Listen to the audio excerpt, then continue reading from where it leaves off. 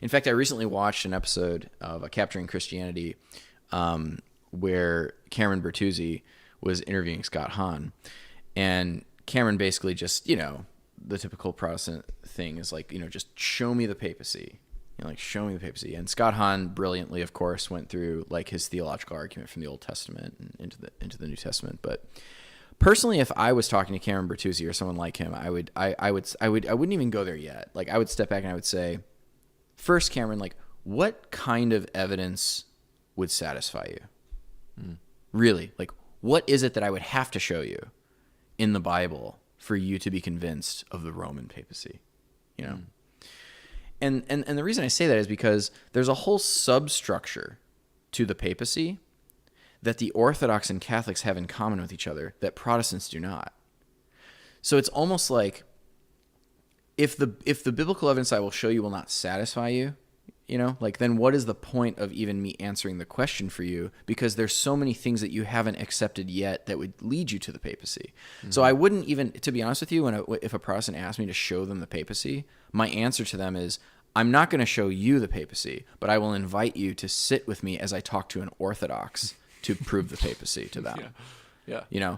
Because the only viable alternative to Catholicism, in my mind, is Orthodoxy. The Orthodox have preserved an apostolic form of Christianity that it has existed apart from the papacy, that accepts the sacraments, that accepts apostolic succession, monepiscopacy, the idea of a primacy. Those are things that we hold in common with the Orthodox, and we are the historic communities that go back to the apostles. So when you have a Protestant asking you, like, prove the papacy, you're like, well, there's a ton of other things you got to accept first before I even talk about the papacy. Yeah. So that would be like my first thing with him. But if I was pressed against the wall, reviewing back what we've talked about, this is why this episode is kind of like the consummation of what we talked about in the Jerusalem Council episode, the Jerusalem Council So What episode, the fall of Jerusalem and James. All of those episodes that we were doing is kind of leading up to this point in a way. Because if you look at the Bible, okay, we look at the New Testament, like you said to begin with, Dan, like, all we have to do from the Catholic point of view is not point out chapter 24 of the Church's story with Vatican I. What we need to look for is the foundation for Vatican I there? Are the seeds of that doctrine there? Mm-hmm. And again, you and I would point them to the book of Acts, chapter 15. Go to the Jerusalem Council and look at the pattern that arises of decision-making. So I would say there's a six-fold pattern of decision-making that happens. Number one, you have a doctrinal question arise. That's Acts chapter 15, verse 1. You then have a controversy that ensues, a division among the churches. That's Acts chapter 15, verses 2 through 5. The third thing, you have the apostolic council is called.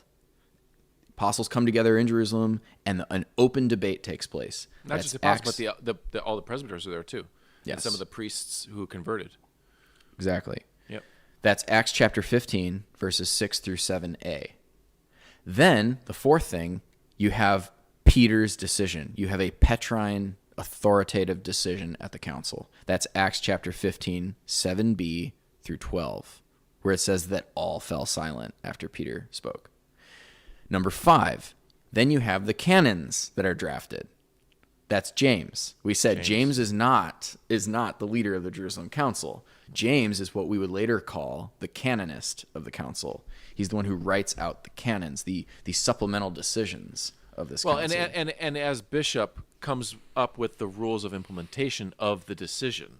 That's number 6, right? So Acts chapter 15, verse 19 is the canons, but then the implementation is the final phase of a council, and that's Acts chapter 15, verses 22 through 35. So right there, doctrinal question, controversy, council, Peter's decision, canons are drafted, and then implementation. Those 6 elements of authoritative church decision-making. Only one church has done that for 2,000 years to the present day. And it's not Protestantism, of course, but it's also not Orthodoxy. Orthodoxy has not been able, generally speaking, to gather a council since 787. The conciliar church. Right. Despite its Right. claim to being the conciliar church. Well, the irony is that the conciliar church can't gather a council. I'm not here to like dig at them and make fun of them. I'm speaking factually about this. They've not been able to do it, you know? And that's the irony of conciliarism as an ecclesiology, is that you can't have an authoritative council without a recognized primate to gather it. You know? Which is why, all the more ironically, conciliarism is condemned as a heresy at the Fifth Lateran Council in 1512 to 17, you know?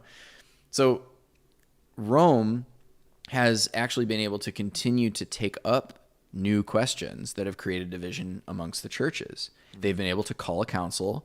They've permitted open debate. They've settled the matter with Petrine authority. They draft canons, and then they implement the decisions throughout the world. And Rome has been able to accomplish that 14 times since the East-West Schism. Yep. You know?